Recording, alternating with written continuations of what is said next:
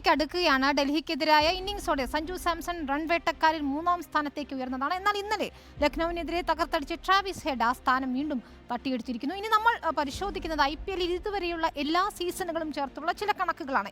കുറച്ച് ഇൻട്രസ്റ്റിംഗ് ആയ കണക്കുകളാണ്. ആദ്യ സീസൺ മുതൽ ഈ സീസൺ വരെയുള്ളതാണ് ഈ കണക്കുകൾ. റൺ വേട്ടക്കാരിൽ വിരാട് കോഹ്ലിയാണ് മുന്നിട്ട് നിൽക്കുന്നത്. എന്നാൽ IPL ചരിത്രത്തിൽ ഏറ്റവും കൂടുതൽ റൺസ് എടുത്തത് ആരാണ്? നമുക്കൊന്ന് നോക്കാം. കൂടുതൽ റൺസ് എടുത്തിരിക്കുന്നത് വിരാട് കോഹ്ലിയാണ്. 7805 റൺസാണ് വിരാട് കോഹ്ലി എടുത്തിരിക്കുന്നത്. രണ്ടാമത് ശിഖർ ധവാൻ തന്നെയാണ്. 6769 runs Shikhar Dhawan സ്വന്തമാക്കിയിരിക്കുന്നു.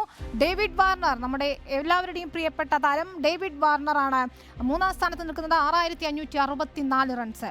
Rohit Sharma the hitman 6541 റൺസുമായി തൊട്ടുപിറകിലുണ്ട്. സുരേഷ് റെയ്ന 5528 റൺസുമായി സുരേഷ് റെയ്നയുമുണ്ട്. IPLന്റെ ചരിത്രത്തിൽ ഏറ്റവും കൂടുതൽ 4 അടിച്ചത് ആരായിരിക്കുമെന്ന് നോക്കാം. സംശയമില്ലാതെ ശിഖർ ധവാൻ തന്നെയാണ്. 768 4 അദ്ദേഹം നേടിയിരിക്കുന്നത്. വിരാട് കോഹ്ലി രണ്ടാമതുണ്ട്. വിരാട് കോഹ്ലിയുടെ റൺവേട്ടയിൽ നിർണായകമായ 691 4കളാണുള്ളത്. ഡേവിഡ് വാർണർ 663 4കൾ അടിച്ചിരിക്കുന്നു. രോഹിത് ശർമ്മ 588 സുരേഷ് റെയ്നയുടേത് 506 4കളാണ്. അങ്ങനെ തകർത്തടിച്ച ബാറ്റിംഗ് പെർഫോമൻസ് ആയിരുന്നു ഓരോരുത്തരും നടത്തിയത്. ഇനി കൂടുതൽ സിക്സറുകൾ ആരായിരിക്കും? ആ ചോദ്യം ഉയരുമ്പോൾ തന്നെ നമ്മുടെ മനസ്സിൽ ആദ്യം വരുന്ന പേര് ക്രിസ് ഗെയിലിൻ്റേത് തന്നെയാണ്. ക്രിസ് ഗെയിൽ ഇതുവരെ 357 സിക്സറുകളാണ് സ്വന്തമാക്കിയിട്ടുള്ളത്. രോഹിത് ശർമ്മയാകട്ടെ 276, തൻ്റെ ഇന്നിംഗ്സിൽ 276 സിക്സറുകളാണ് ഹിറ്റ്മാൻ IPLൽ നേടിയിരിക്കുന്നത്. Virat Kohli 258 സിക്സറുകൾ അടിച്ചിരിക്കുന്നു. AB de Villiers 251 സിക്സറുകൾ നേടിയിരിക്കുന്നു. MS Dhoni, നമ്മുടെ സ്വന്തം ധോണിയാകട്ടെ നേടിയിരിക്കുന്നത് 248 സിക്സറുകളാണ്. കഴിഞ്ഞ മത്സരത്തോടെ സഞ്ജു സാംസൺ IPLൽ 200 സിക്സറുകൾ പിന്നിട്ട് കഴിയുകയും ചെയ്തിട്ടുണ്ട്. ഏതായാലും സഞ്ജുവിന് സിക്സറുകൾ നേടിക്കൊണ്ട് മുന്നോട്ട് വരാൻ കഴിയട്ടെ എന്ന് നമുക്ക് പറയാൻ കഴിയും. ഈ അവസരത്തിൽ ഇനി ഉയർന്ന സ്കോർ ആരുടേതാണ് എന്ന് നോക്കാം.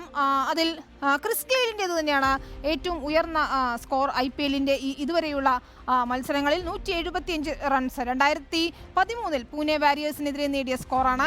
രണ്ടാമത് ബ്രണ്ടൻ മക്കല്ലമാണ് 158 റൺസ്. IPLലെ ആദ്യ സീസണിൽ നമുക്ക് അറിയാം, ഉദ്ഘാടന മത്സരത്തിൽ തന്നെ ബാംഗ്ലൂരിനെതിരെയാണ് കൊൽക്കത്തയ്ക്ക് വേണ്ടി ബ്രണ്ടൻ മക്കല്ലം 158 റൺസ്. എന്തൊരു സൂപ്പർ മാച്ചായിരുന്നു അതല്ലേ! ഉദ്ഘാടന മത്സരം തന്നെ തകർത്തടിച്ച് മക്കല്ലത്തെയാണ് നമ്മളന്ന് കണ്ടത്. മറ്റൊരാൾ കിൻറ്റൺ ഡീകോക്കാണ്. 140 റൺസാണ് കിൻറ്റൺ ഡീകോക്കിന്റെ ഉയർന്ന സ്കോർ. AB de Villiers 133 റൺസും KL രാഹുൽ 132 റൺസും അങ്ങനെ ഉയർന്ന സ്കോറും നേടിയിട്ടുണ്ട്. കൂടുതൽ വിക്കറ്റുകൾ ആരാണ് സ്വന്തമാക്കിയിട്ടുള്ളത് നോക്കാം. യുസ്വേന്ദ്ര ചാഹൽ ആണ് 201 വിക്കറ്റുകളുമായി കൂടുതൽ വിക്കറ്റ് നേടിയവരുടെ പട്ടികയിൽ ഒന്നാമതുള്ളത്. നിലവിൽ രാജസ്ഥാൻ റോയൽസിന്റെ താരമാണ് യുസ്വേന്ദ്ര ചാഹൽ. പീയൂഷ് ചൗളയാണ് രണ്ടാമത്, 187 വിക്കറ്റുകൾ സ്വന്തമാക്കിയിരിക്കുന്നു. ഡ്വെയ്ൻ ബ്രാവോ 183 റൺസാണ് 183 വിക്കറ്റുകളാണ് ഡ്വെയ്ൻ ബ്രാവോ സ്വന്തമാക്കിയിരിക്കുന്നത്. ഭുവനേശ്വർ കുമാർ 179 വിക്കറ്റുകൾ നേടിയപ്പോൾ സുനിൽ നരൈൻ 177 വിക്കറ്റുകൾ നേടിയിരിക്കുന്നു. യുസ്വേന്ദ്ര ചാഹൽ തന്നെയാണ് അതിൽ ഒന്നാമത്. മികച്ച ബൗളിംഗ് പെർഫോമൻസ് ആരുടേതാണെന്ന് നമുക്ക് നോക്കാം. അൽസാരി ജോസഫ് ആണ് മികച്ച ബൗളിങ്ങിൽ മുന്നിട്ട് നിൽക്കുന്നത്. 2019 സൺറൈസേഴ്സ് ഹൈദരാബാദിനെതിരെയാണ് 12 റൺസ് വഴങ്ങി 6 വിക്കറ്റ് സ്വന്തമാക്കിയത്. സുഹൈൽ തൻവീറാണ്, അതായത് പാകിസ്ഥാൻ താരമായ സുഹൈൽ തൻവീറാണ്. പാകിസ്ഥാൻ പേസറാണ്. പാകിസ്ഥാൻ താരങ്ങൾ IPLൽ കളിച്ചിരുന്ന സമയത്ത് 2008 രാജസ്ഥാന് വേണ്ടി ചെന്നൈക്കെതിരെ നേടിയ മികച്ച പ്രകടനമാണ്. ആ സീസണിൽ പർപ്പിൾ ക്യാപ്പും അദ്ദേഹത്തിന് ലഭിച്ചിരുന്നു. സുഹൈൽ തൻവീർ 14 റൺസ് വഴങ്ങി 6 വിക്കറ്റാണ് അന്ന് വീഴ്ത്തിയത്. അടുത്തയാൾ ആദം സാംബയാണ്. 19 റൺസ് വഴങ്ങി 6 വിക്കറ്റ് നേടിയിരിക്കുന്നു. അനിൽ കുംബ്ലെ, നമ്മുടെ സ്വന്തം അനിൽ കുംബ്ലെ 5 റൺസ് വഴങ്ങി 5 വിക്കറ്റ് വീഴ്ത്തിയതും മികച്ച ബൗളിംഗ് പ്രകടനം തന്നെയാണ്.